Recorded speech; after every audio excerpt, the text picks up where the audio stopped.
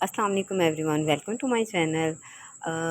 अगर अभी तक आपने मेरे चैनल को लाइक नहीं किया, सब्सक्राइब नहीं किया तो प्लीज़ सबसे पहले लाइक और सब्सक्राइब करें। अच्छा जी, हम आज बना रहे हैं करी पकौड़ा। बहुत मज़ेदार और बड़े आसान रेसिपी है, आप सब घर में ज़रूर ट्राई करें, ज़रूर बनाएं। अच्छा, इसके लिए मुझे चाहिए ये सब चीज़ें हैं, ठीक है। पहले मैं दिखा रही हूँ आपको। दही है तकरीबन आधा किलो, ठीक है, और एक छोटी प्याली मैंने बेसन की ली है।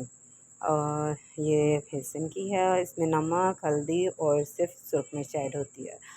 अच्छा, इन सब चीज़ों को मैं एक ब्लेंडर में डाल के इसको अच्छे से ब्लेंड कर दूँगी। चाहे तो आप हाथ से भी कर सकते हैं, थोड़ा पानी ऐड करके इसको कर सकते हैं।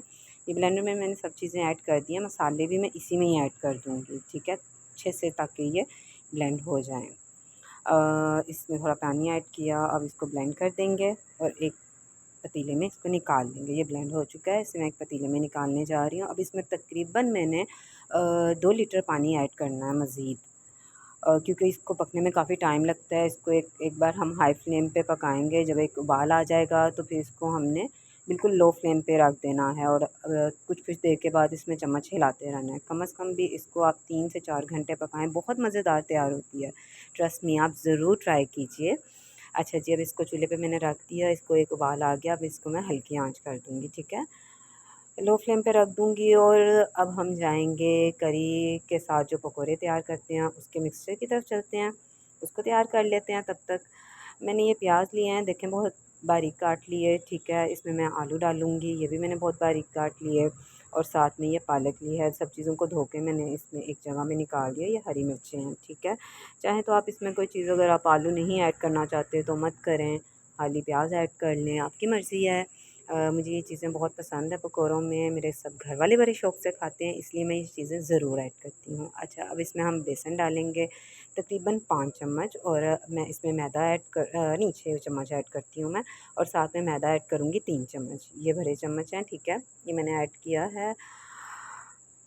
बड़ा मुश्किल होता है बच्चों के साथ वीडियो बनाना और फिर वॉइस रिकॉर्ड करना। वॉइस रिकॉर्ड तो मैं फिर रात में ही करती हूँ, ऑब्वियसली रात में कर सकती हूँ, दिन में कर ही नहीं सकती।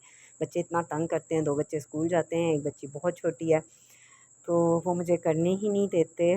मेरी फ्रेंड्स और फैमिली मेंबर्स ने मुझे कहा कि मेरी आवाज़ वॉइस जो थी लास्ट 2 वीडियोज़ में बहुत थकी हुई आई, तो ज़ाहिर-सी बात है, रात में करती हूँ तो वाक़ई बहुत थकी होती हूँ।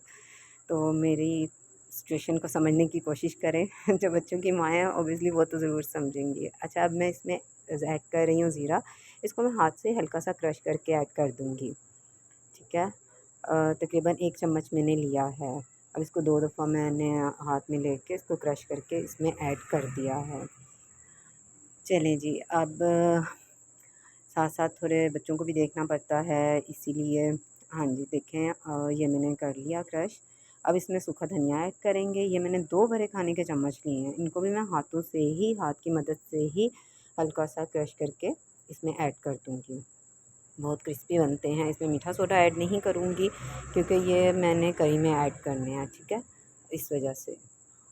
ऐसे ही हाथों की मदद से ये क्रश हो चुके हैं, ये मैंने ऐड कर दिया, थोड़ा-थोड़ा करके ऐड कर रही हूँ, ठीक है। चलें जी, आप सबसे रिक्वेस्ट है, प्लीज़ मेरी वीडियोज़ को पूरा देखा करें, मेरे चैनल को सपोर्ट करें। बड़ी मेहनत से बनाई जाती हैं वीडियो, एहसास हुआ जब मैंने खुद बनाना स्टार्ट की। अच्छा, अब इसमें हम ऐड करेंगे, सुरख मिर्च ऐड कर देंगे, नमक ऐड कर देंगे, 1 बड़ा चम्मच नमक का ऐड किया, और साथ में 2 चम्मच मैंने सुरख मिर्च के ऐड किए। चलें जी, ये इंशाल्लाह मैं आपकी फ़ैमिली से भी आपको ज़रूर मिलवाऊँगी, सब दिखाऊँगी आपको। अपनी रूटीन भी इंशाल्लाह आपके साथ ज़रूर जल्दी ही शेयर करूँगी, बस थोड़ा टाइम मुझे मिल जाए इंशाल्लाह ताला।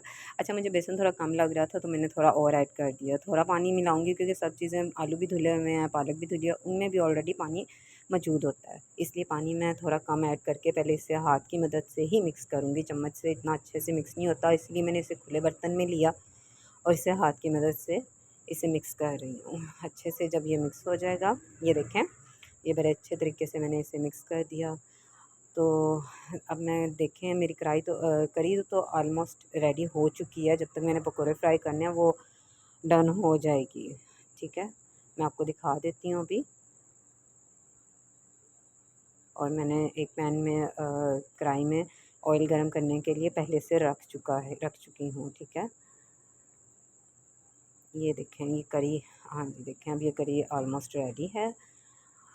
बस 5-10 मिनट और ही लगेंगे, आधा घंटा लगेगा जब तक मेरे पकोड़े फ्राई हो जाएंगे। कढ़ाई में मैंने ऑलरेडी ये गरम कर चुकी थी, चेक किया हुआ था मैंने, ये गरम है। नमक आप पहले चेक कर लीजिए, नमक मिर्च अगर आपको तेज़ करना हो आप कर सकते हैं।